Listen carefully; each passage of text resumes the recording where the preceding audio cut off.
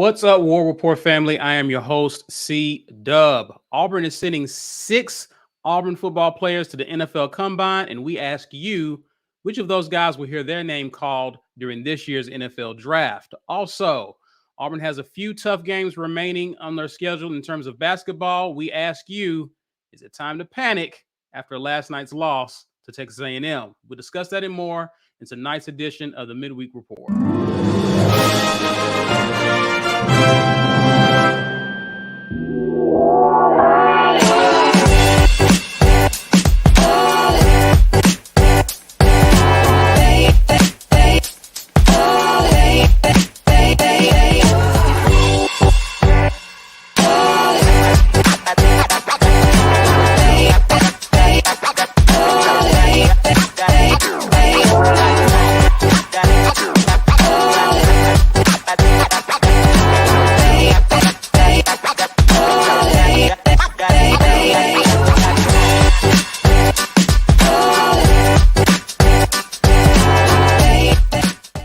War Eagle, everyone, happy Wednesday.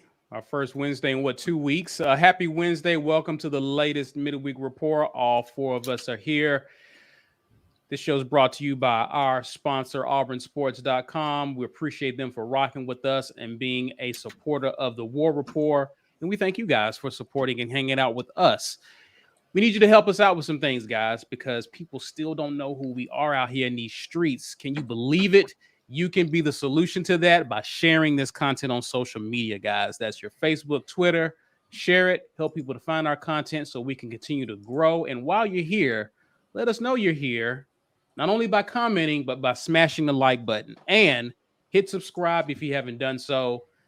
Tell a friend, tell a family member, coworker, fellow Auburn fan, even if they're not Auburn fans, tell them to subscribe because we're getting really close to 10K subscribers. Help us out with that so we can continue growing. Also, Ike is out here working, give you guys content that you can't see for the free ski. He can tell you exactly how you can access that content. Yep, it's real easy. Hit the join button right now to get access to all of our behind the paywall content. It's like 10% of the content we release. Like, people make a big deal. All the War Report only wants to do stuff to make you pay for it. That's not even the vast majority of what we release. Settle down out there in cyberland. But we do have great content for those of you who have decided to be supporters of the War Report. We want to make sure you're getting your money's worth. So I am continuing my Thursday series. I think I've been owing you guys some basketball, so I'll go back to the Robbie Ashford stuff next week. We got time to get into that. I'll get into some basketball tomorrow. So those of you who are basketball folks, tune in tomorrow. We'll go live and talk a little basketball. You can gift memberships to those who are in the community who have not yet taken the plunge. The first month will be on you right there from your desktop computer. Just go ahead and click that in the live chat and give someone the gift of the War Report. Let's get another t-shirt giveaway popping today. So we're going to give away a War Report branded t-shirt today, courtesy of War Eagle Oil. WarEagleOil.com is your place for motor oil and motor related products. Head to WarEagleOil.com. But hashtag get your weight up right now in the live chat to be able to be a participant in this giveaway. One lucky person today who is still present when we do the drawing will be able to get them a t-shirt today. Indeed, indeed. Fellas, how are we doing this Wednesday? Doing all right. Doing all right. Can't complain. Mike got the fresh cut. I'm jealous. Yeah. Found another barber. Another. Yes. So I have 2 now, just in case. I'm about to say Cadillac's barber wasn't good enough for you. Yeah, he's Cadillac further. Barber's number 2. Yeah, he's further. This one is about 10 miles away, as opposed to 35. So that's a good I'm point. digging it. So you got an Auburn barber, and then you have a home barber. Okay, all right. So hold on. My question is, does your closer barber know that you have an Auburn barber in the back pocket? Listen, we don't need to talk about all that, B. Like, it's none of his business. Barbers don't like that. Does he watch the War Report? Actually, he's a Bama fan, so no. Okay, cool. You can cheat on him. In that case, yeah. Yes, that's fine. Yeah, you can always cheat on them. Guys, let's talk about Auburn sending 6 players actually received invites. I don't know if you can actually send who you want, but Auburn players received 6 Auburn players received invites to the NFL Combine. That's actually twice as many as last year's. If you recall, Roger McCreary, McLean, and help me out. Who am I leaving out there? McCrary, McLean, and Smoke Monday. Smoke Monday. Smoke Monday received invites last year. So we've doubled that up. The 6 are as follows: Tank Bigsby, Colby Wooden, Derick Hall, Leota, Owen Pappoe, and Anders Carlson received invites to the NFL Combine. One guy heard their name called last year. Roger McCreary, we know he was the first player taken second round. I anticipate there being more than one guy hearing their name called this year. I think we'll easily achieve that. The question is, who do you guys think will hear their name called? Obviously, Derick Hall, who is projected to be the first guy taken off the board in terms of Auburn players. People have projected him to go as high as the first round, which pretty impressive. Other guys, day 2, day 3. What are your thoughts on the guys invited so far? I'll start with you, B. Will. Wait, before you go, who's our last first rounder? First rounder, probably Derick. I mean, probably Derick Brown, but Derick Brown. Okay, probably, yeah. 2020. Okay. Yeah, that sounds. Yeah, no, 2020 draft. Yeah, that's right. Okay, all right. Yeah. So Derick Brown. You got me saying Derick Brown. Derick Hall. I made the point while we were doing the film reviews over the course of the season that we had one unblockable defensive end, and that was actually Leota. Derick Hall was a relentless, as much as Mike doesn't hear to say it, he had a very high motor. Yeah, I was about to say, go on, say high motor so Mike can get mad at it. That's what I'm talking about, baby. Very high motor. Yahtzee. That got him. Yeah, go away. We got a catchphrase playlist for Mike just to rile him up. Oh man, that is all of Mike's greatest hits right there, back to back, baby. Are y'all done? I exited all the way out. Are you finished or you done? And Tank Bigsby's better than Jarquez Hunter. Now just go ahead and get completely upset. Go ahead, B. Sorry about that. No, it was right there. I had to take it. It was very good timing. Derick Hall is a relentless end. He made sure to never stop on a play. We ain't gonna get nothing done tonight. Just not a thing is gonna get done tonight. I think about why Leota is probably not going to be drafted as high, probably not even as close to as high as Derick Hall. It's because he didn't play for his full year. I really sit and think. I don't think it would have made a big difference in the win-loss. Maybe we get one more game. Maybe he's worth one more win for our season. But his season was about proving himself for his prospects, and he didn't get a chance to do that. And I feel for him because I feel like he's probably the better long-term pro talent. Not that Derick Hall is bad. It's that Eku was getting there much more consistently. I think about our home game against Georgia last year. The one guy that got a sack on Stetson Bennett, Leota got that sack on Stetson Bennett. He played Stetson pretty well in the backfield when he was trying to do a little juke, and Eku said, no. Clean him right on up. He's got some very special ability. I again really wish we could have seen him for a whole season here this year when he was getting starter reps, but I don't feel like either one of those guys will fall today. Wait, day 1 is just the first round. Day 2 is round 2 and 3, right? Mm-hmm. Correct. Okay. I think both of those guys will be third round or higher. You're saying Eku and Derick Hall. And Derick Hall. Gotcha. Third round or higher. Okay. Now, Tank is a very special case because I think you put on the tape and you see electricity. You wonder about production, but it's pretty easy to explain away his lack of production because you look at the mess that was going on here his last 2 years. 2020, he was just thrown in there, but our offense was still a mess that year as well. 2021, new system, right? Offensive line did a little something, not a lot. His OC didn't really give him the ball where he needed to get the ball. In 2022, the offense was a mess until Cadillac took over, and then you start to see some of what he can do. But I wonder if NFL draft, the people who are doing the draft and go, you know what, that guy's special. I don't care that he didn't show it in college tape for like 12 games. He's special. Let's go get him. I would say it's guaranteed. If you've got somebody thinking that, then sure, he's a second round back to me. And I know running backs don't go in the second round like they used to, but maybe a bit of mild concern about injury and not major injury because he played every game this past season and the season before that. I still wondered. I thought there were times at the last 2 seasons where he's dinged up, and I'm not sure he's 100% because he didn't look like himself. I'll never forget that Penn State game at Penn State. I was like, this, something's wrong. Something's wrong with Tank. He would have broken this. He would have gotten around that corner quicker. I mean, you could see it in how he was running that something was up. But the NFL level is a little bit different because, yeah, you can play through college games with college injuries. The pros, man, no. If you get dinged up in college, you're going to be injury prone in the pros. It's something that we saw happen with Cadillac. He was an outstanding back. He caught a couple injuries in college. He didn't really stay healthy until he completely split reps with Ronnie in his final season, and that's what kept him healthy for a whole year. But every year before that, Cadillac got hurt, and it ended up being his undoing in the pros. Cadillac had a lot more talent than he got years in the NFL, but it was because of injuries. And it makes me wonder if people see injury risk with almost any running back, but especially with a guy who maybe had been dinged up once during his freshman year and looked not quite right in the second and third year and go, okay, we'll wait till the third round. Maybe he'll be there in the fourth round. I think Tank's a second round talent, but he may drop out of maybe drop to the fourth just because of the value of the running back position. Drop out of the top 3 rounds is what I meant to say. So the ones that really intrigued me though, Owen Pappoe is, I think, the biggest what's going to happen because physically he's incredible. Production wise, he was not what we all thought and hoped he would be during his senior season.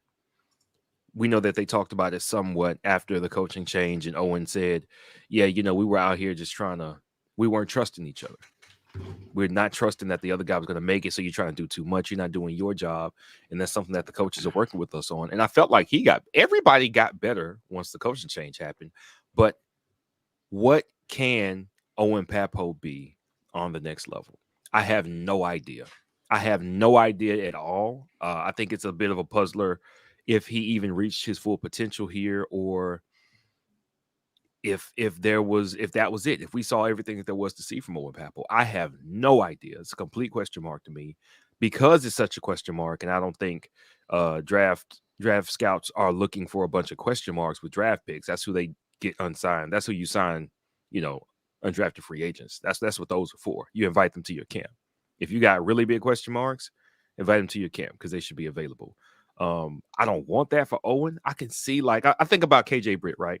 He was consistent in the middle of the linebackers. He was consistent. He did have some injuries his final season before he went pro, but somebody that was that solid for us, that was the emotional leader for us, he went to 5th round.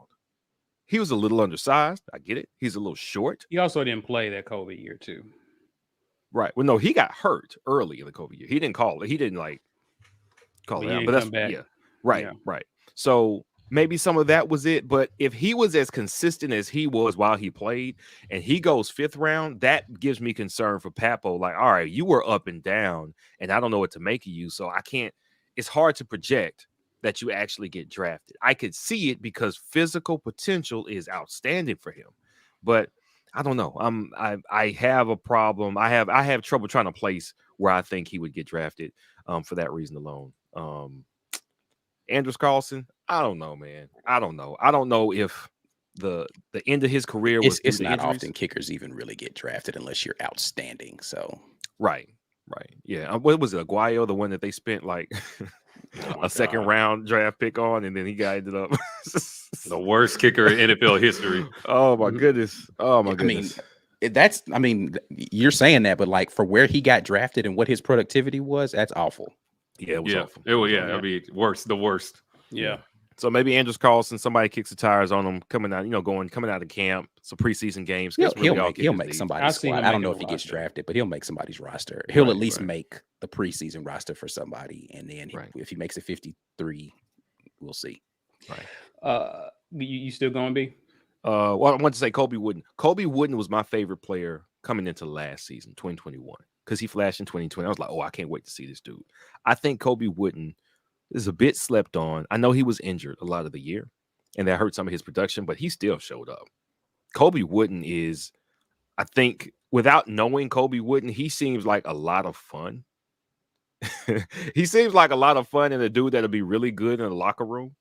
And I think those guys always have an extended stay. It's a guy that other guys don't mind playing around, that coaches don't mind coaching, and that GMs wouldn't mind bringing in because, man, you play hard, you are productive, and you were good for this locker room. Come on in. I think Colby's got second-round talent as well. I don't know where he goes because, again, his senior season didn't look like what it could have been with the injury he had with his arm and maybe more than that. I don't know if it was just his arm or not. But I see a bunch of 3 to 4 second-round draft players in this class, but whether or not they go there, who knows? Who knows?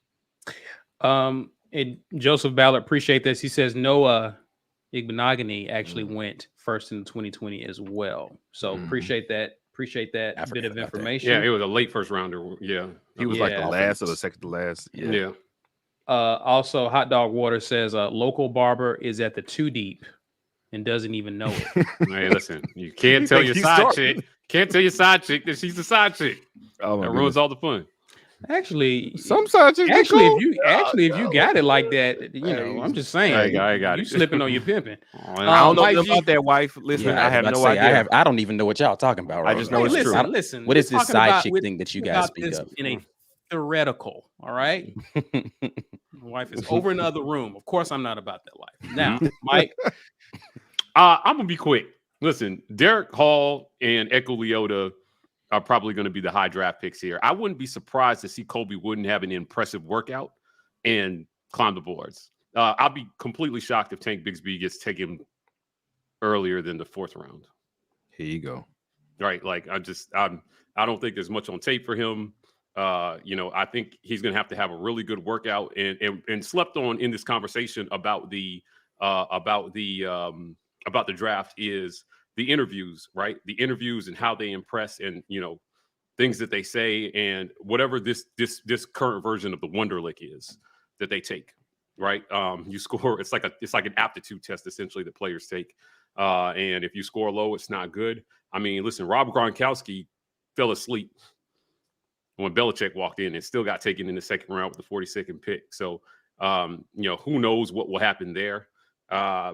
Anders, I don't even think is worth talking about in terms of being drafted. You guys kind of said it, like you're not really taking a kicker, unless you're just outstanding. And then Owen Pappoe, probably not. I mean, probably undrafted. Probably undrafted. So, like, those guys are going to have to show something at the combine, I think, in my mind, to climb into draftable, right? I don't think you reach in this day and age. And one of the reasons why I say Tank, I'd be surprised if, he gets taken in the first 3 rounds. In this day and age, you're not really reaching for a running back. You're just not reaching for a running back in the draft. It's not an indictment on Tank at this point. Like running backs are so, I hate to say this, they're so expendable these days. How many times on an NFL roster do we see some no-name running back you never heard of in college bursts on the scene, and becomes, who was the guy that was backing up Le'Veon Bell while he was hot? Was it James Conner? Was it Conner? He wasn't no name though. He was actually he was a big name in college that year. Yeah, he was at Michigan State, I think. It's where. Okay, no, he was at Pitt because they beat Clemson the year that Clemson lost 1 and won the national championship. Yeah, to me, he just kind of burst on the scene, and it was like Le'Veon Bell. Everybody was Le'Veon Bell. But this kid from Pitt comes in.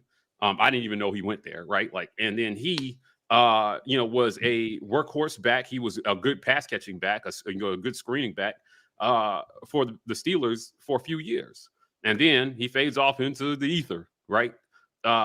There are, Tank, I'll just be interested to see what they say about his workouts, right? I think there are going to be questions on tape about fumbling, ball security, decision-making in key areas.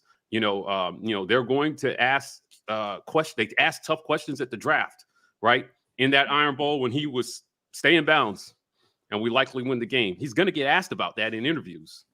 He's going to get asked about that. What were you thinking here? Right? Because when you're getting paid millions of dollars, those are the kind of questions that you want answered. Right? So, I mean, to me, the way we talked about him, Tank should easily be like to B's point, like, what did you say, B? Like first or second round talent. I think right? for second round talent, I can see second or third if we're just going, if he was as productive as his talent dictates. Right. Correct. Yeah, that's a statement that I agree with, right? Yeah. First or second round talent, but where they actually go based on whole body of work, probably after the third round. So I think Derick Hall probably has the best chance to go first round. Leota, I think maybe second or third, depending on how things go at the draft. You just never know. There's a lot of politics, and it's easy to say I think a guy is going to go here, and teams trade and they do all these different things, and guys end up where they end up, right? So I think Tank is a middle round draft pick right now, and again, Carlson's not worth talking about. Owen Pappoe, again, his tape to me he's got something to prove at the combine. I just think he has something to prove. He has more to prove at the combine probably than any of these other players, and I'm not counting Carlson. Colby Wooden, again, I'm with B on almost every single point he made about him being kind of one of those sneaky players that sneaks in there and maybe has like a great workout. I think that he was sneaky good. So we'll see. We'll see how it turns out. It wouldn't surprise me if Owen has the best workout of all of these guys. Right. Sure. Because his issue wasn't working out. He actually shined there. It was when the lights came on and it was time to make a tackle or a play, left a lot to be desired, especially early in the season. It wouldn't surprise me if Owen shows up. Does a team think, okay, with proper coaching, we can do something with this guy, right? And who is that team going to be, and how much do they want to reach for that? Is what I think, because there are guys who maybe are just as physically gifted, but actually put something better on tape, and those guys are probably going to get reached for first. So I don't. This is a puzzling group to me outside of Derick Hall and Leota and Colby Wooden. So I don't know. I wouldn't be surprised to see somebody take Tank on name high, but I would. But you know what I mean? It's just one of those things where I wouldn't be shocked to see him go after the third round either, just based on how teams value running backs and his whole body of work. So, B kind of made the comparison. I don't know that you were necessarily comparing him to Cadillac in your. No, we got a question about that. In injury history and how his college talent translated to the NFL because of the physicality. Yeah. Fair enough. I feel like Tank is more physical than, I don't know. Cadillac was pretty physical. He just was injury prone. Yeah. I think Tank he doesn't shy away from contact. No. At all. He definitely doesn't shy away from contact. So we'll see. We'll just see. We'll see how it goes. This is not a highly, I'm not anticipating anything great in terms of draft position from this group, right? Mm-hmm. Hopefully Derick gets taken in the first round. I think he garnered a lot of attention this year, and I think that Eku maybe benefited from that while he was healthy. So hopefully teams look at that and say, hey, any guy just like Derrick Brown was drawing all those double teams while he was in college. And I know one was a tackle and one was edge, but when you're supremely talented, you're going to get every team's full effort on defense. And hopefully that's what they see in his tape. He garnered a lot of attention. So we'll see how it goes. Thoughts, Ike?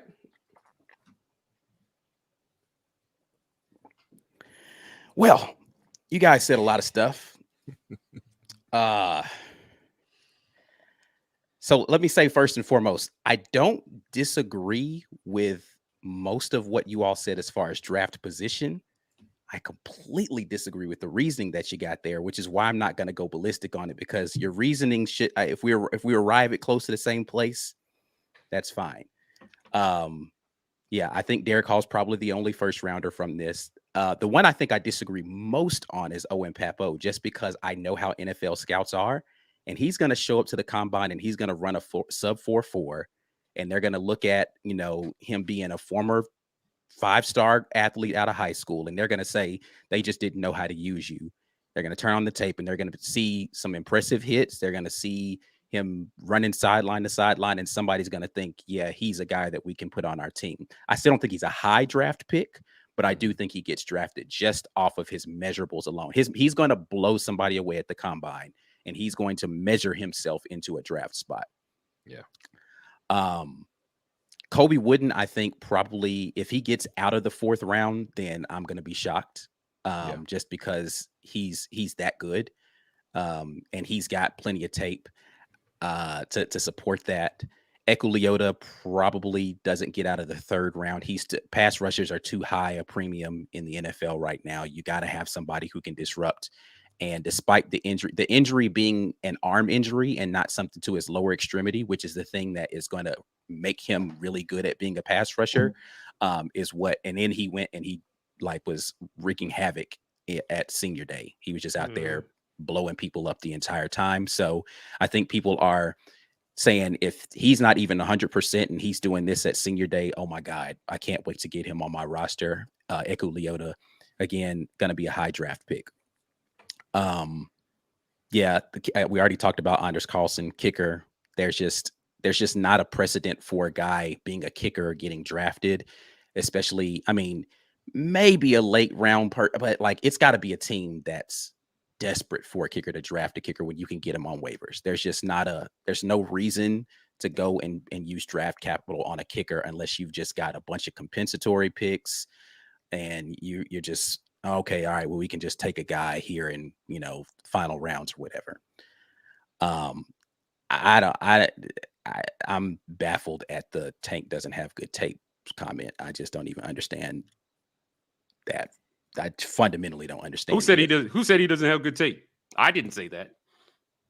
Yeah, you did. No, I didn't. I did not say he doesn't have good tape. I didn't say he doesn't have good tape.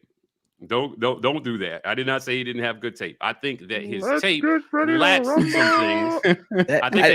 You might have misspoken, but that is what you said. Yeah, his tape lacks some things. Sure, okay. Right? But I'm not sure there's a bunch on tape for him that's super impressive that would keep him in the first 3 rounds, definitely in the first 3 rounds. Oh, again, I don't disagree with the statement, because running backs are not valued as high. I don't disagree with the fact that he probably is going to be at highest a 3rd round, but probably a 4th round pick. He's on most draft boards, probably he's in the top 10, but unless you're going to get a run on running backs at some point in time and somebody just really needs a running back, 4th round is probably a good landing spot for where he's going to be, which I don't know what his draft evaluations ended up being because, he was thinking about coming back. So that should tell you that he didn't really get a draft grade that he thought was good enough. And he's hoping to have a good combine, which I think he's going to grade out pretty well on measurables at the combine. And he's going to be able to get himself into, like I said, 4th round is probably where he ends up landing because of where the NFL is valuing running backs right now. But there will be running backs taken in the first 3 rounds. Yeah, I'm not disagreeing with that. Yeah, he won't be one of them. Again, okay. I've already stated I don't disagree with where you say he landed. It's how you arrived there that I'm just confused as to half of the statements that were made there. But again, it's irrelevant because I'll happily eat my words if he does get taken in the first round. I'm not disagreeing with the draft grade of where you put him. I'm disagreeing with the assessment of what got you there, which is fine. And then did I skip anybody who I think I covered everybody. I think you got everybody. Did you blast Anders good enough? I don't have to blast Anders. Again, Anders. Does a Carlson name buy him some grace? No, he missed way too many kicks last year. I think that there's going to be, I don't know that there is. So he's going to have a senior day that's going to, maybe he's had more time to get his leg, whatever. And he's going to have a senior day. He's going to have to go out there and kick. But I'm going to be honest with you. I watched him warm up and miss a bunch of kicks. So it wasn't as if he was nailing them in warm-ups before games either. And it was just pressure in the game. I could have maybe taken, the pressure of the game, blah, blah, blah. It's still not a good thing because the pressure ratchets up to, 10 times what it is in college once you get to the pros because people are going to cut you from your team, right? Mm-hmm. The worst you can do in college is sit on the bench, but you still keep your scholarship. In the NFL, you will be looking for a job. Right. That's a different kind of pressure. So if it was pressure that was his problem, nobody's buying that now all of a sudden the collegiate pressure is off of you, so you're going to be great. Yeah, facts. Yeah. So, he's had more time to get his knee healthy. He's going to have a senior day where he's going to go out there and kick, and he's going to show a strong leg. But if he doesn't get rid of the yips, he might as well go and try to start a car dealership with the dude who's the kicker for the Dallas Cowboys, because I don't know what they're going to do. And that guy with was, Anders. Oof. Yeah. But he just didn't show well in the most recent memory of most people seeing him kick. So hopefully he's had a time to rehab and get himself in a better position. I do still think that he makes someone's practice squad / preseason team and gets an opportunity to show what he can do. Is that where his game buys him some grace? Yeah, I mean, listen, kickers. The thing about kickers is you still will have an opportunity to figure it out, because you never know when a Dallas Cowboys kicker situation is going to pop up where a dude misses like 6 extra points in a row, and you're like, what? You bye. Just pack up your locker and we'll see you. And then they got to go find a kicker. So he'll get an opportunity somewhere. And maybe the guy in front of him gets the yips and he gets his chance in the league. But yeah, there are kickers that are out there that are going to be draftable that are better kickers than what Anders Carlson showed most recently. So he's got a lot to prove to people. And his tape pre-injury, I know people are like, oh, injury. His tape pre-injury wasn't that great, y'all. Like, I mean, let's be. I mean, he inside of 40, he was good. Yeah. But the impressive kickers that get drafted are the guys who can make them from 50 plus consistently, and you're like, yo, this dude miss.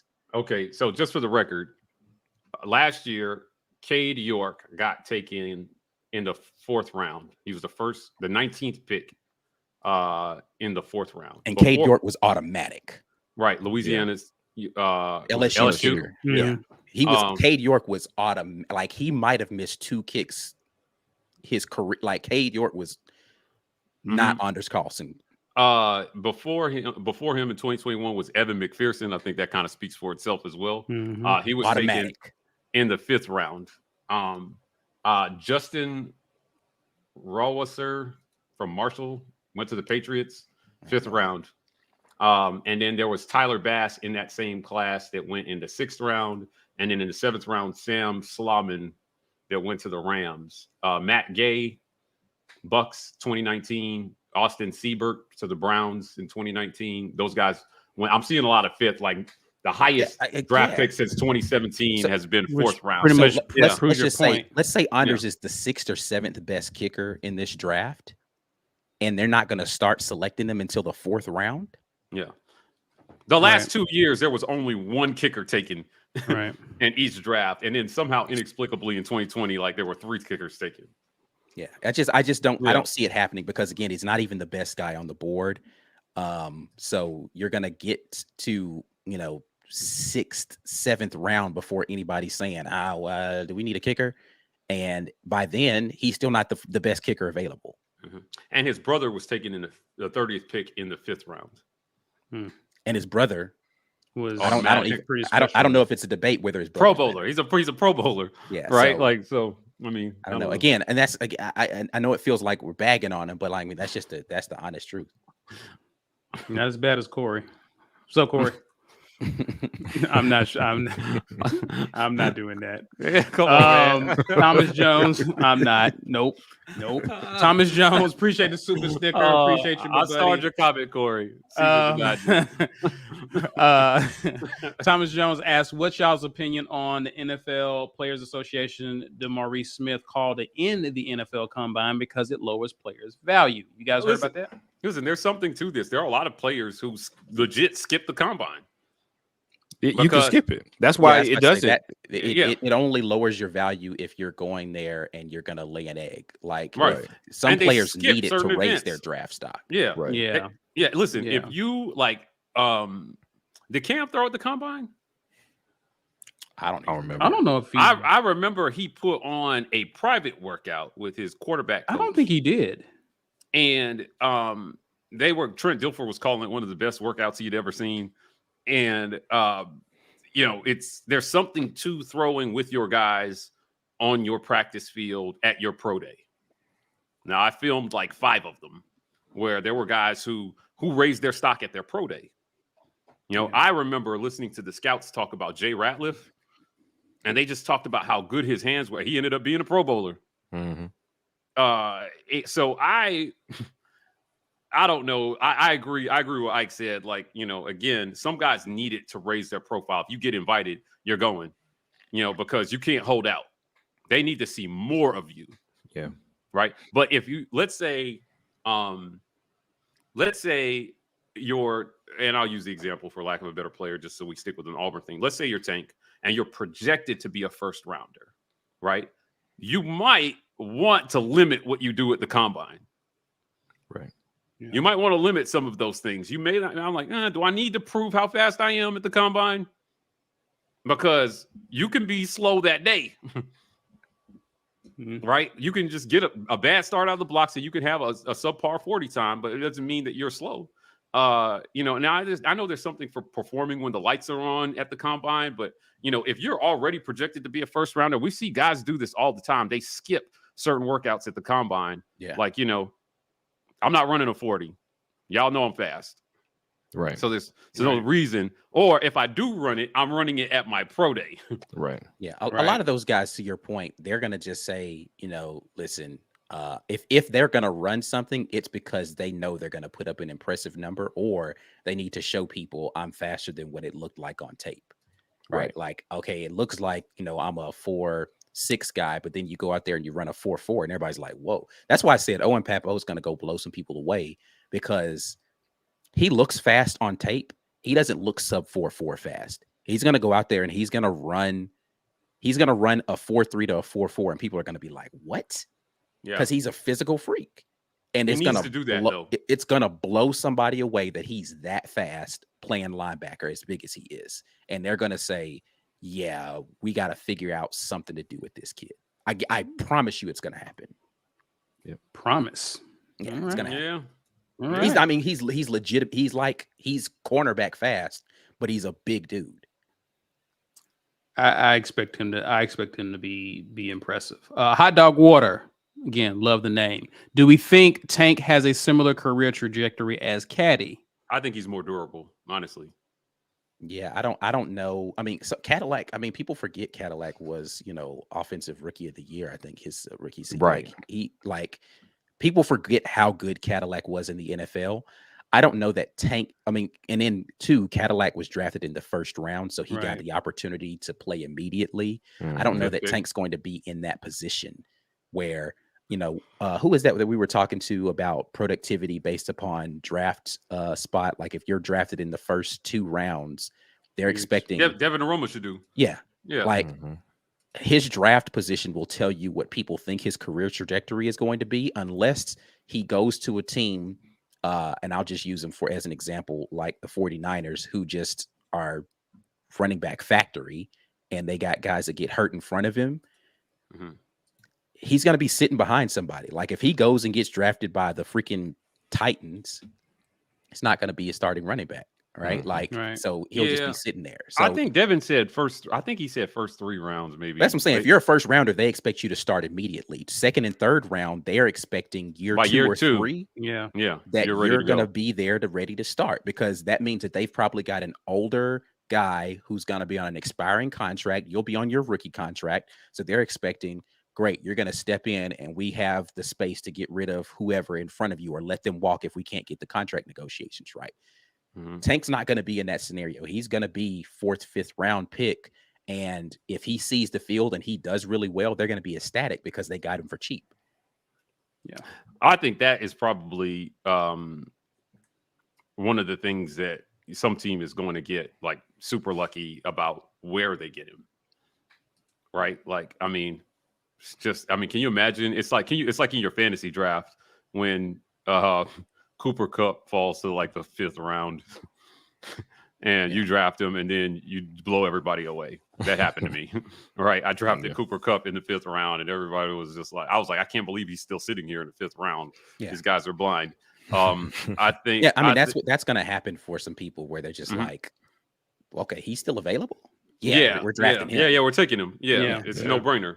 So, there comes a point for Tank where it will be a no-brainer for teams to take him. And, I haven't spent a lot of time around Tank. We saw him at media days.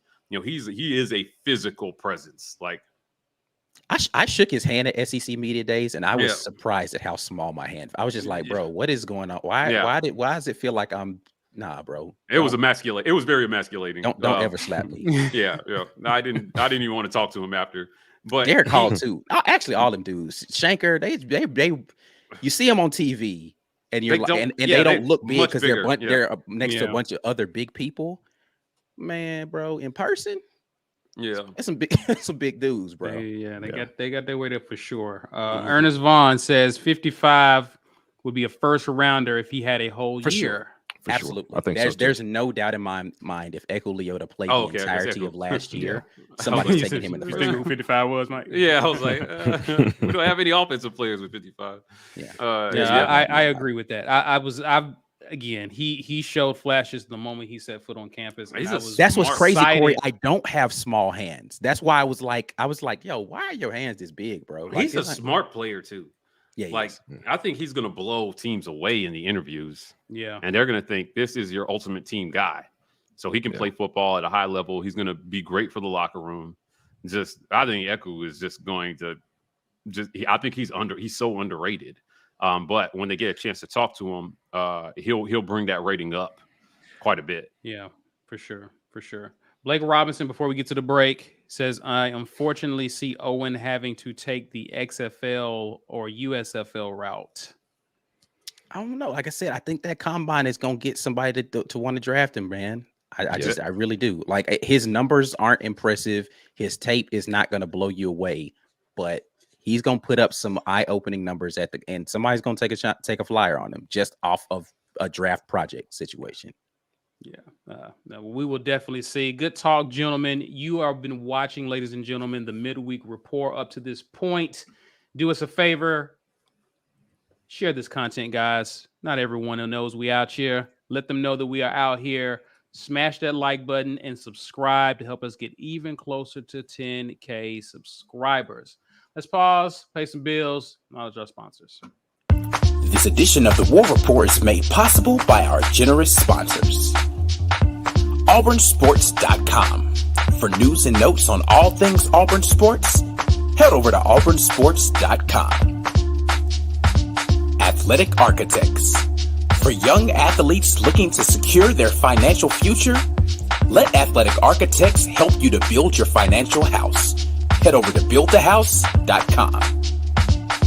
And our giveaway sponsor, War Eagle Oil. War Eagle Oil is your #1 place for all of your motor oil and related products. For more information, visit WarEagleOil.com. As always, thank you to the sponsors of the War Report, and thank you to those of you who have become members. We appreciate you guys. We're going to continue to give you guys great value for your membership. So you guys lock in with us. If you are a member and you want to give somebody else the gift of membership, you can do that right now in the live chat. Go ahead and gift a membership to somebody so they can get the first month of their War Report membership on you. And we appreciate that. And they will appreciate it because they're going to get to watch the film with your boy. Got so much film to get with you guys on the off season so we can watch that. We're giving away something as always. War Report t-shirt here, sponsored by War Eagle Oil. Make sure you hashtag get your weight up right now in the comments to be able to join this giveaway. And if you're into the audio only content, you can listen to us as the Auburn Express, powered by the War Report. Our guy B Will doing a great job of getting that audio ready for you guys, like 5-6 days a week, man. We're dropping something for you out here, and there is audio only stuff out there, so stuff that you can only get if you're tuning in to the podcast realm. So make sure you're getting that. If you're only watching us on YouTube, then you are not getting the full picture. So make sure you lock in with us, Auburn Express, powered by the War Report. We'll grab a few more gentlemen. Dallas Schwartz, good to have you with us. He says, with Zeke being on the edge of a pay cut over his contract, do you see Dallas taking Tank in the third at 90, or will he be gone by then? Nah, he again, from a draft grade perspective, there are guys, probably like 5, maybe 6 guys that will grade out better than Tank. If if there are 5 running backs taken before Dallas drafts at number 90, then I don't know what happened in front of him in the draft. Like there's just, I mean, there's too many quarterbacks, there's too many defensive linemen, there's too many cornerbacks out there that are going to get high draft grades that are at a premium right now in the NFL that I can see the 5th or 6th rated running back on the board going to the 3rd round pick. I think that they could wait and take Tank later if they wanted to replace, because they do still have a quality back if he comes back from injury. And Pollard, I think, is what his name is. So I don't foresee them reaching for a 3rd round running back as a second back behind a guy who they think can be a perennial first guy for him in Pollard. So I don't see that happening. Pollard balled last year. That's what I'm saying. Like unless he comes back from that injury, he's going to be their guy. So. Yeah, I don't see them going to the 3rd round to get a backup. They're going to wait. 4th, 5th round is where I would expect them to go, because that's where you're going to go get a guy who you expect to be your number 2, maybe even number 3 back on the team. Yeah. If somebody's drafting Tank with the anticipation that he is the first back that they're going to play, I don't know. I haven't looked at draft boards, but I can't see that being the case right now. Corey Dub says, here's a word. Eku is very cerebral. I agree. Yeah. I'm with you on that. He definitely reads books. He reads books. for fun. All right, gentlemen. Let's switch gears. Auburn basketball had a game last night. I don't know if you guys managed to catch it. Oh man. Yeah, I know it. We saved the worst for last, right? Auburn fell on the road, Texas A&M, 78-83. They were unable to get revenge on them. A&M completes the sweep on Auburn. Auburn has 3 tough games ahead of them. Is it time to panic now? Yes. Ike. Mr. Don't panic. Mr. Don't nope. Mr. Don't panic. I'm saying there. I don't. I expected. I've said for a long time that I thought we were going to have 10 losses on the season. So we're not expecting to get swept by A&M.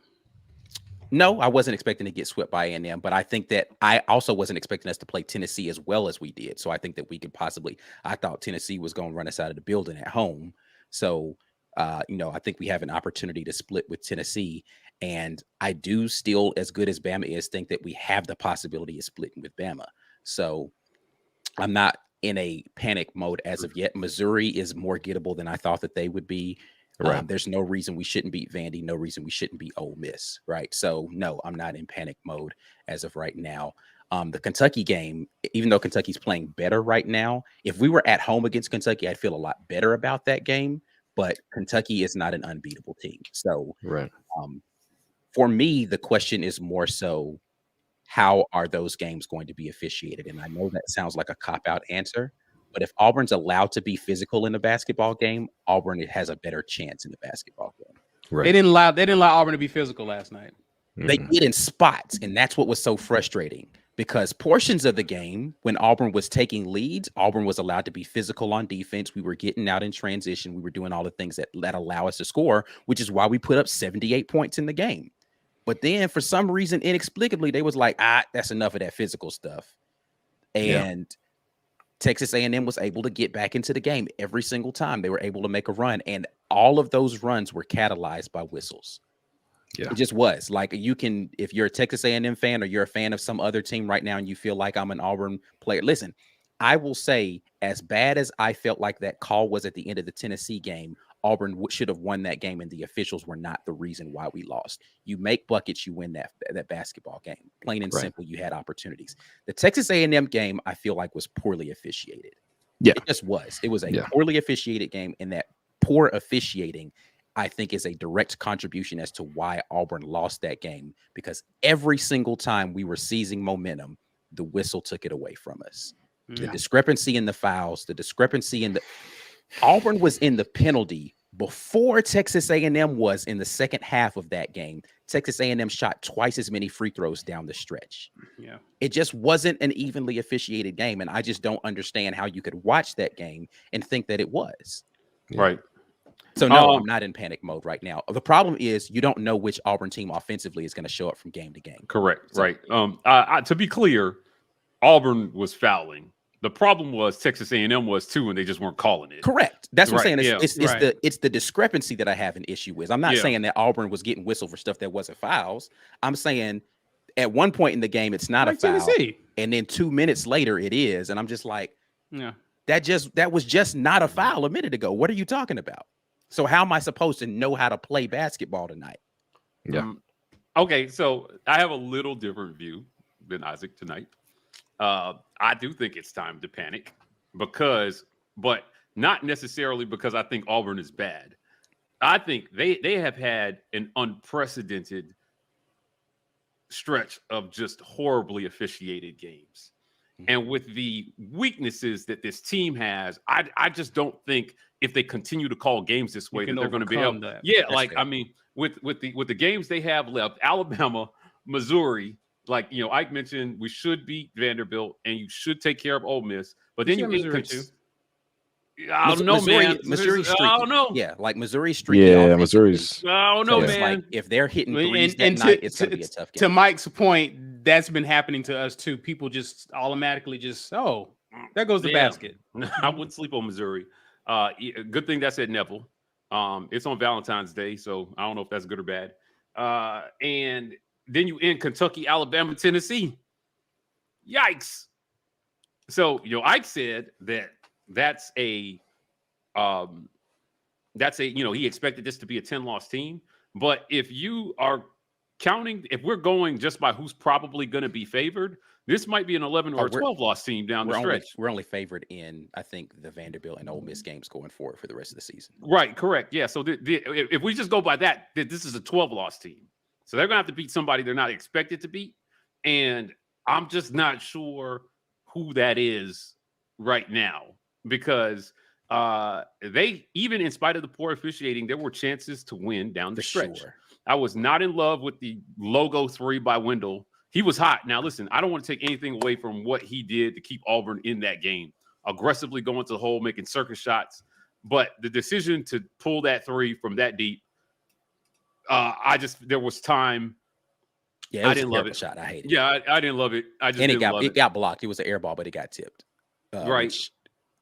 Never mind. And did Cardwell foul on a 3 again? Yes, he did. And this one, he did. He did. Yeah. There were some things there were some self-inflicted wounds down the stretch. And I have questions about whether they can close in a tight game. Can they close in a tight game? That's the thing that I struggle with, Mike, because we do everything to be right there at the end of the game. Yeah. Like, even when you think they're about to pull away, Wendell will hit a 3, somebody will do something to keep us right in striking distance. And when it's time to take the game, no one shows up. It seems. I had a feeling we were going to lose that game when it was in that stretch where we were just going back and forth scoring. And then they got one stop and then they took the lead. And then it was like whoever scored was in the lead. It was a bunch of lead changes. I was like, this isn't a sustainable pace for us offensively. Right, We've got to get a stop right now or we're going to lose this game. We ended up missing a shot, and then they took a 2-possession lead, and I was like, that feels like the ball game right there. Yeah. But it was, but the here's my issue with officiating. It's not so much, again, the inconsistency of officiating means that people like Janai Broome have 4 fouls with 8 minutes left in the game, right? And so you take one of your most potent scorers off of the court for 4 minutes in a very crucial stretch of the ball game. Right. Wendell Green he can't play, and he can't play defense. He can't play. So Marable's out here abusing whoever he's got to play against because the guy who has been pretty much holding him at bay for the most of this game, Cardwell and Broome, both with 4 fouls. So you got to go to freaking Johan Traore to try to stop one of the most physical presences in the SEC. Not a great scorer, but he's gonna body up Johan Traore. Right. And he goes down there and he's rattling off points for them, hitting freaking sky hoops like he's damn Kareem Abdul-Jabbar, yeah, of course we're going to lose that ball game. But that's because the earlier officiating puts you in a position where everything becomes a problem, and now we're in foul trouble and we can't play our guys. But the super physical guy who's doing all the bodying on the other end ain't in foul trouble. Yeah, right. Yeah, I tweeted this at halftime, essentially summarizing what Ike said. I mean, the problem with uneven officiating is that you get your bigs in foul trouble, and then they can't play aggressive defense.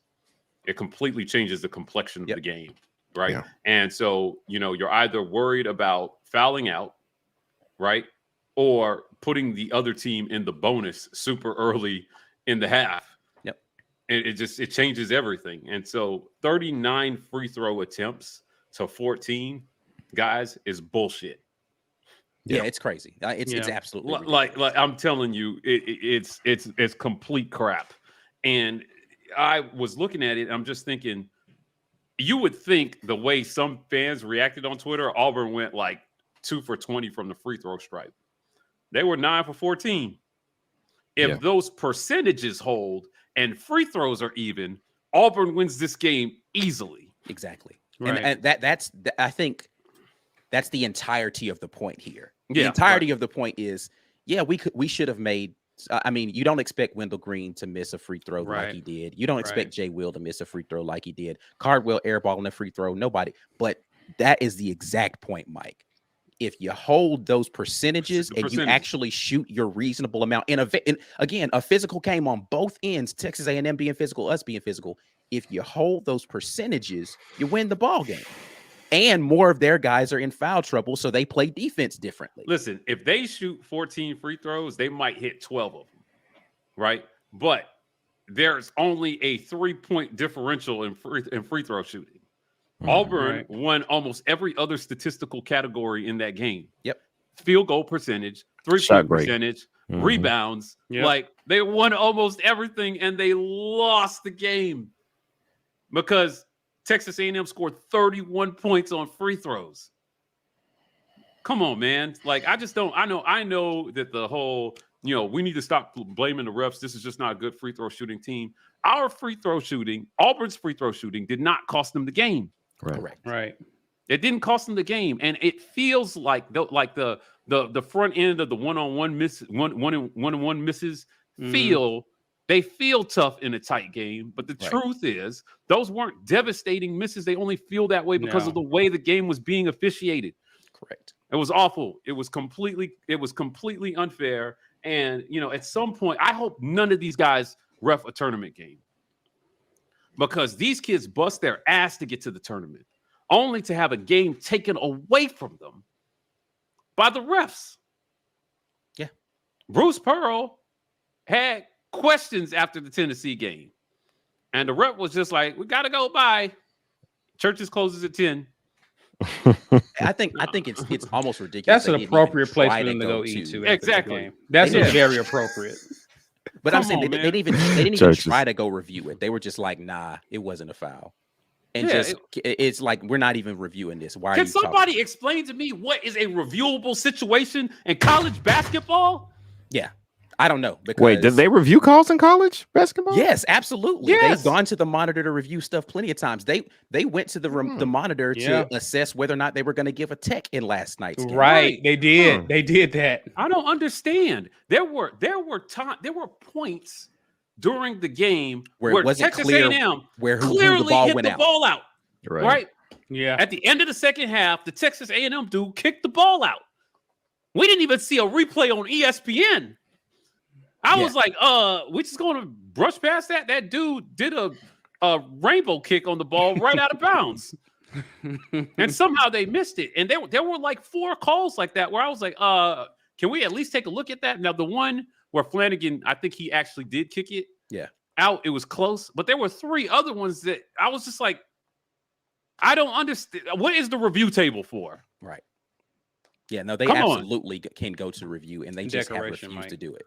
I just don't understand it. It's the time of the season where, well, I'm not even going to say it's the time of the season. You're in conference play. Once you get in conference play, all these things matter. They do. And these guys are out there just trying their hardest to improve. And Auburn actually played well offensively for most of that game. But They've to Ike's actually been point, playing, the Tennessee game, Tennessee good defensively. I've been proud of how this team has looked offensively versus how they started SEC play. Like, we look very anemic. They have improved offensively. well, Jalen Williams found his 3-point stroke, right, which has helped. Wendell Green, again, just didn't give up and is continuing to attack the basket. Yeah. Right. Some of the logo threes, they weren't falling for him. I think he maybe hit one. That is if he hits his first one, Yeah, you 'cause he hit definitely that see another one. And keep his going. confidence was like, "Oh, I got it tonight." Nah, It's he like, hit "Man, one. bro, I was like, you gotta pick the right spots for these, fam." And he just wasn't picking the right spots for him. But 3-point shooting kept Auburn in this game. Right. I saw somebody on Twitter say something about how Zep Jasper is the worst decision Bruce Pearl has made since he's been a coach, bringing him in. And I was just like, what? Zep hit 2 clutch threes in that game last night. He was part of the reason we extended the lead at one point because he was hitting the corner. I was just like, yo, and he's easily one of the best on-ball defenders in the country. Like, our fans for be that saying some alone, wild stuff, bro. For that alone, he was a good get. He made one play last night where he was falling down, ripped the ball out of dude's hands. It bounced to him, and he tipped it to somebody before he himself fell out of bounds. Yeah, get out of here, man. Zep Jasper, bro. I need some more accountability from these referees on the games that they're calling. Just a little bit more accountability, because when you have a whole ass monitor and a replay booth, there's no excuse to not review a play at the end of the game. In the last 2 minutes, what did the NFL did? Like automatic reviews are triggered in the last couple minutes, and scoring play is reviewable. It is reviewable, right? And I just think there are certain things in college basketball that make sense to review, right? So if you have 2 referees arguing over what happened on a play, it should be an automatic review. Right. I don't think it happens that much, right? Like if one ref comes in emphatically and says, no, I had a better angle, I saw this, maybe.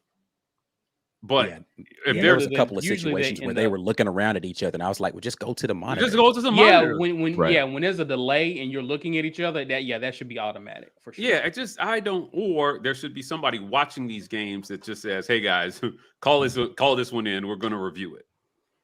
If they can't get it right, take it out of their hands. And I don't care if it slows the game down.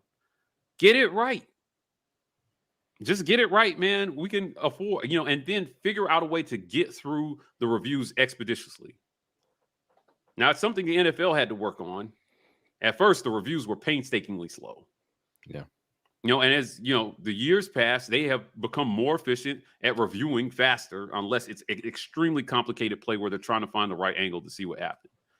Right. But it always kills me sometimes in the era of the review when there are certain angles they just don't have. Like there should never be a shot down an end zone sideline that you don't have. Yeah. In today's NFL. And I think that there are certain plays in college basketball that are the same, right? Like, under the basket stuff. Anything where in the last 2 minutes, where guys are driving to the basket and you're trying to figure out whether to call a charge or a blocking foul. How many times have we seen that? And that call is so subjective sometimes. I just feel like go to the monitor and just get it right. That's it. And it shouldn't even take you long because you have the benefit of looking at it multiple times within 30 seconds. Yes, that was a block. He wasn't set. Yeah. Right? No, that was a charge. He got there first. I don't get it, man. I was just really disappointed. I hate blaming the refs. But didn't they go to the monitor on the flop call on Win in the Tennessee game? Did they? They called it initially, and I think that they went to the monitor to confirm. Because you have to assess the technical. Yeah, they did. Come on, man. Give me a break. So at the end of the game, like I said, they know how to use the monitor when it comes to punishing us, apparently. But every time we need the benefit of a monitor, they're just like, we got it. Yeah, listen, Bruce Pearl will never blame the refs. He's going to get fined if he does so. Right, but I'm telling you, in his mind, he's probably like, no, 100%. Again, he was right, like, yeah. But it was last again. As crazy as that Tennessee ending was, I blame Auburn's shot making ability on that game much more than I blame the refs, even though the end of that game was egregious. Probably as obvious a foul call as I've ever seen not be called a foul. Especially considering what was the and one 3-pointer on the other end of the court earlier in that same game. Right. Like if you juxtapose those two things, I'm just like, either neither of these is a foul or both of them are a foul. Like you can't go that. Like I don't understand that. Right. But the Texas A&M game was almost ridiculous. It was almost. I was just like, you can't be serious right now that y'all are doing this with the foul situation. It just doesn't make any sense. Yeah, and people in the comments are mentioning the Tex assigned at Auburn, but of course A&M was so weak, bro. The Flanagan Tech, I was like, come on, bro. Like, are we doing this? Oh my God. That jump was so stupid. Like blowing a kiss. Come on, man. Yeah. Come on. Anyway, we got a lot of you guys comments, questions. We will address those after the drawing. We're giving away this TWRT, right, Ike? Yes, sir. We are giving away this t-shirt here, courtesy of War Eagle Oil. Hashtag get your weight up to enter the win. If you ain't done it by now, too late. Ike's ready to draw. We get into it, man. Who's gonna win? T-shirts, War Eagle Oil. I ran into one of our OG commenters at the bank today. Sawyer. That picture is so appropriate for how I felt about the game last night. Actually, James, I think you should just win whether you're here or not, just because your avatar is amazing. But James Sawyer, what's up, man? I've definitely given him love for that avatar because I think it's great too. I think that encapsulates the feeling for sure. We'll wait for him, or we'll look out for him to see. Oh, there he goes. He is here. Claim it. Congratulations, sir. Email us business at the War Rapport. Business at the War Rapport. We need your shirt size and as well as physical address. So email us business at the War Rapport. Send us those things, and your shirt will be on its way to you. Congrats and thanks for checking us out and hanging out with us, guys. If you haven't already, I always mention this, but smash the like button. Help us in the YouTube algorithms. It helps. It really does help. So be sure to do that. Let's grab some comments, some questions. Hold on, Mike. What were you saying? You said you ran into who now? Oh yeah, one of our OG commenters. Okay, Nico Stewart. You told me about this. I was at Navy Federal ATM and I heard Mike G, and I was like, "Do I owe you something?" And he was like, "Oh, like I watched the show and I have been enjoying meeting you guys out in the wild. It's been amazing talking to you guys, and there's some comments here. We got a really nice email from a commenter today just talking about what the War Report means to them, and so guys, I definitely appreciate all the love. I know the other guys do too. For sure. But it's meant more, I think, being here in Alabama / because you're kind of disconnected. You're disconnected from it being up in DC. For sure. Yeah, just a lot of Virginia Cavalier fans, and they're that weird orange and blue. So it just irks me. It was irking me, right? And now I get to see Auburn license plates, and I'm trying to figure out what to put on my license plate, and it's amazing, So nice. Hey, at me on Twitter. Did Vandy play Tennessee tonight? It's like the third time somebody said something about them being Tennessee. Oh God. Well, can't count that as a win. I still think I think we're better than Tennessee, and that's a big statement to make because Tennessee is a good defensive team, and I think that we should beat Vanderbilt. So they did lose to Vandy. What was the score? 66-65. Oh, okay. So again, a low scoring game. So I'm not worried about that. All right. I do like our chances at home in 3 weeks against Tennessee, especially if we play, I like our chances. Corey Dub says, so who defends Brandon Miller Saturday? Jalen? Simo? What you guys think? We're never going to have just one-on-one matchups. They're going to always defend the same way against everybody, which is they're going to switch everything. I mean, primary defender coming down court, probably going to be Jalen just from a height standpoint.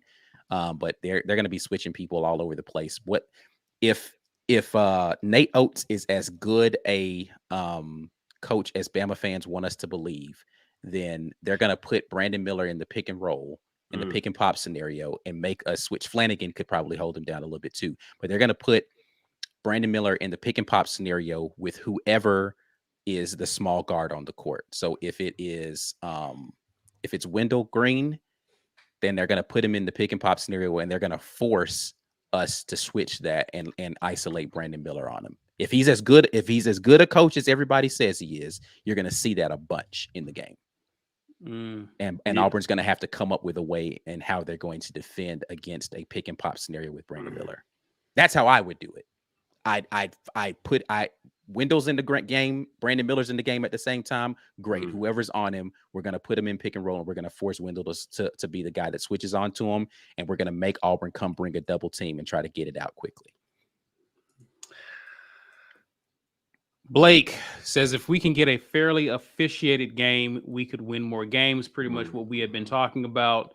This team is not good enough to overcome the officiating. It's just not. Yeah. Right. No, we'd have to be a great scoring team, and we're not. Yeah.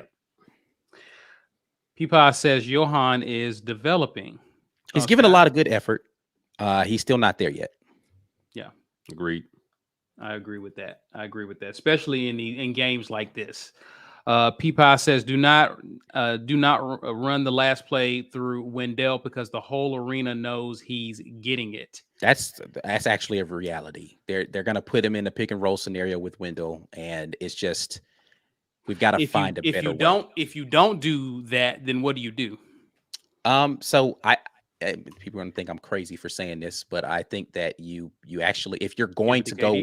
Yes, if you're going to go ISO ball, then you're going to give it to KD because he's better at creating a shot in that scenario than Wendell is because he's got a little bit more. That statement. I agree with him better at creating a shot. But it just depends on what kind of shot you need. I just think that there are better ways to get 3 looks. They did a good job of getting Jalen Williams, and this is something that Bruce said. Jalen was actually open to take that shot in the end. He just passed it for whatever reason. He should have just taken the contested 3 instead of trying to get out of that. So Jalen's just got to shoot the ball in that scenario. So I actually like the play that they actually drew up. They just didn't take the shot that was drawn up. Right. James Barnett says the game against Bama has to be a blowout for Auburn because if not, the refs will not allow the number 3 team to get beat by a small margin. I don't want to buy into a conspiracy in that way, but I can't not feel that way after watching these last couple of games. They sure as hell didn't protect Tennessee tonight. Yeah. Down goes the Vols. Corey Dubb says 2 factors: Wynn struggles with late game heroics, and Jalen refuses to embrace his inner alpha dog. I agree with both these statements. Oh wow. Yeah. And admittedly should shoot it. He should just shoot the ball. He admitted he's like, I don't know why I do that. I just pass. And it's like, come on, man, just shoot it. Just do it. This is your year, bro. Like, you waited for this. Like, take the shot. So anyway, great post, Corey. He says, I'm telling you guys, it's time to see Trey in crunch time. Listen, the 2-point guard lineup that came in is where we started to get the lead in the second half when they had both Trey Donaldson. Well, Trey was running the point and you had Wendell playing the off guard. We actually extended the lead with that lineup on the floor. So I think that we should see it more often. If they go back and watch the tape on that and they say, oh man, this is a productive lineup for us, hopefully they get it into the rotation a little bit more. Yep. Great comments, guys. Great talk. Off subject, Kenji Jones says Bron is number 2. MJ still the GOAT. Okay. I don't even want to get into the MJ LeBron debate. I've been steering. It's the end of the show. It's the end of the show. Can't do that now. Yeah, we can. We can just say something and leave. All right. Anthony Grant says Russ to the Utah Jazz. I got to check that actually happened. You guys making me check ESPN during the show. I'm checking them now. Lakers get point guard Russell in a 3-team. 3-team between Minnesota. Right. Minnesota. Lakers got D'Angelo Russell back. Wow. Full circle, huh? Another ball dominant guard for LeBron? At least D'Angelo Russell's a better 3-point shooter. Yeah. I don't understand what the Lakers are doing, man. I don't like why go get another ball dominant guard though. Like I know you don't necessarily. Whatever. Okay, I don't. They was going to get Kyrie. Yeah, I didn't like that either. And LeBron would have been like, "Hey, give me that." Yeah, I guess if you're going to get Kyrie, then getting D'Angelo's not much different, but still. Yeah. Anyway, that has nothing to do with Auburn. Guys, we want to thank you for hanging out with us. Great conversation. I'm thinking Auburn get them. Auburn to get them this Saturday. I'm here for it. I'm here for an upset. Hope so. So we need this. We stop the bleeding. Ike, tell people what they need to do, sir. Come on board with the membership situation, man. I'm going to try to get you guys some film on basketball so we can get riled up for the weekend. So you guys go ahead and click that join button and get in with us on the membership tip. $5.99 gets you to the patron level. If you are a member before you get out of here, go ahead and purchase somebody else a membership, man. Spend $5 real quick and let somebody else become a member of the War Report for a month on you.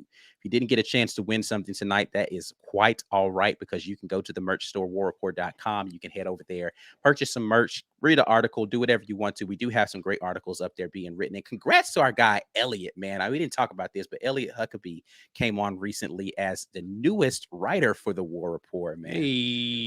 Young kid in high school.